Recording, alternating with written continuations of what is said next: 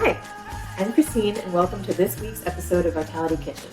Today we're going to be making a very simple black bean salsa, really just kind of assembling it, which is wonderful in the summer when it's hot and you don't really feel like cooking, but you want something sort of healthy to munch on. So we start with 2 cans of black beans rinsed and drained. Then we have 2 cans of either frozen corn or canned corn, rinsed and drained. I'm going to go ahead and just kind of add that in. After the corn, we have 2 diced tomatoes that I did nice and small. So I'm going to throw that in too. And then a half cup of purple onion, red onion, and then a quarter cup of green onion. Nice, all mixed up together. Throw that in there. Then we're going to give it a nice little mix around here. Mix, mix, mix, mix, mix, so that it gets nice and mixed up.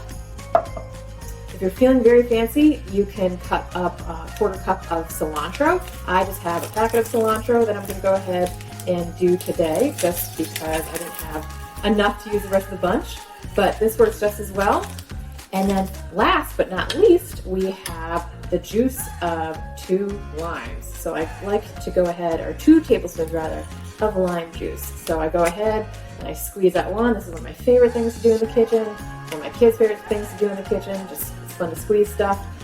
And then you can season it to taste with salt and pepper. So I just mix this again, salt and pepper.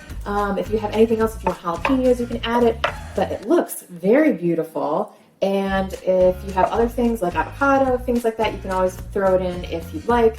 But otherwise, it's a great thing to serve with tortilla chips, put it on a salad, and whatever you want. And it's a wonderful thing to have for the summer. All right, thanks for joining today, and we hope to see you next week.